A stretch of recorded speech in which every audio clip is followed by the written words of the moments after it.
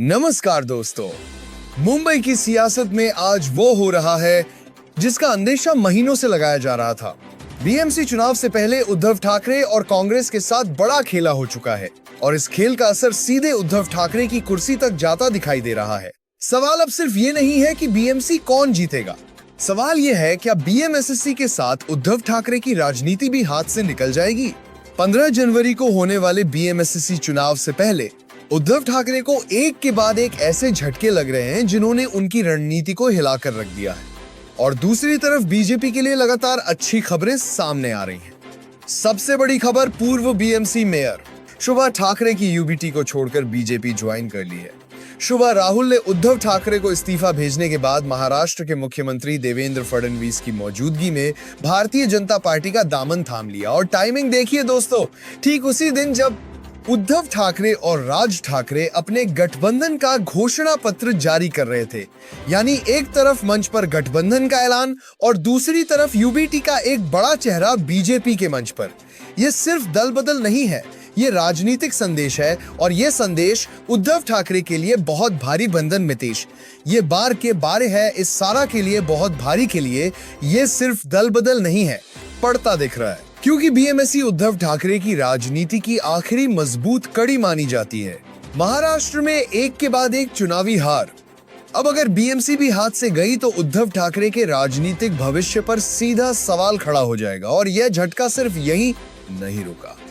UBT के उपनेता विनोद घोषालकर की बहू और पूर्व पार्षद तेजस्वी घोषालकर पहले ही बीजेपी में शामिल हो चुकी हैं। मतदान से पहले महिला नेताओं का पाला बदलना धारावी से लेकर दहिसर तक सियासी हलचल बढ़ा रहा है। उद्धव ठाकरे ने राज ठाकरे के किंकर की बहुत वरा रहा है, साथ ही समावकर जड़ाई की पूरा नहीं है। यूबीटी के काम ने कर विनोद घोषालकर की बहू और साथ गठबंधन इस सोच के साथ किया था कि मराठी वोट एकजुट होकर उनके पाले में आएगा, लेकिन जमीनी हकीकत कुछ और ही बता रही है। सीट बंटवारे को लेकर यूबीटी और मनसे दोनों के कार्यकर्ताओं में गहरी नाराजगी है और इस नाराजगी का नतीजा क्या है? एक के बाद एक नेता यूबीटी छोड़कर बीजेपी का रुख कर रहे हैं। अब बात कांग्रेस की। बीएमसी चुनाव में कांग्रेस ने अकेले उतरने का फैसला लिया, लेकिन जिन नेताओं के भरोसे कांग्रेस मुंबई में अपनी ताकत दिखाना चाहती थी, वही नेता पार्टी छोड़ रहे हैं। मुंबई के मलाड विभाग में उत्तर मुंबई जिला महासचिव और झोपड़पट्टी पुनर्विकास प्रकोष्ठ के अध्यक्ष ने कांग्रेस से इस्तीफा दे दिया और सिर्फ अकेले नहीं, सैकड़ों कार्यकर्ताओं के साथ बीजेपी ज्वाइन कर ली। इन सभी को के साथ कांग्रेस में करता है और वाती एस्तान चेज दोस्दे उसके वाद विल के साथ कांग्रेस में खराना और इन नेता पार्टी छोड़ रहे हैं। केंद्रीय मंत्री पीयूष गोयल की मौजूदगी में बीजेपी की सदस्यता दिलाई गई, यानी तस्वीर साफ है। एक तरफ यूबीटी और कांग्रेस जिनके खेमे में टूट तेज हो रही है और दूसरी तरफ बीजेपी जहां लगातार समर्थन बढ़ रहा है। अब जरा पूर्व मेयर शुभा राहुल की बात समझिए। उन्होंने अपने इस्तीफे में लिखा कि उन्होंने हिंदुत्व के प्रतीक बाला साहेब ठाकरे की विचारधारा में अटूट विश्वास के साथ शिवसेना की सेवा की, लेकिन आज उसी विचारधारा के नाम पर उन्होंने उद्धव ठाकरे से दूरी बना ली और सीएम फडणवीस की मौजूदगी में बीजेपी ज्वाइन कर लिया। बीजेपी मुंबई चुनाव प्रभारी आशीष शेलार के साथ उनकी मुलाकात की तस्वीरें खुद इस बात की गवाही दे रही है कि बीजेपी उन्हें बीएमएससी का बड़ा चेहरा मानकर चल रही है। ये वही शुभा राहुल हैं जो 2014 से पहले शिवसेना छोड़कर मन से गई थी, फिर वापस लौटी और अब सीधे बीजेपी में।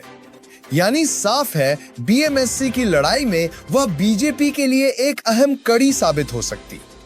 अब सुनिए मुख्यमंत्री देवेंद्र फडणवीस क्या कह रहे हैं। उन्होंने उद्धव राज गठबंधन के घोषणा पत्र पर सीधा कह रहे हैं कि साफ बात करने के लिए अरहम गठबंधन के घोषणा पत्र पर सीधा हमला बोला। कहा यह वचननामा नहीं है तो वाचूनामा भी नहीं है। 25 साल सत्ता में रहने के बाद भी जो वादे पूरे नहीं कर पाए, आज फिर वही वादे कर रहे हैं। फडणवीस ने साफ कहा, जनता अब सिर्फ घोषणा पत्र नहीं देखती, जनता काम देखती है और यही वजह है कि आज बीजेपी को महाराष्ट्र में लगातार समर्थन मिल रहा है। दोस्तों, बीएमसी चुनाव कोई साधारण नगर निगम चुनाव नहीं है। मुंबई की महानगर पालिका देश की सबसे बड़ी नगर पालिका है।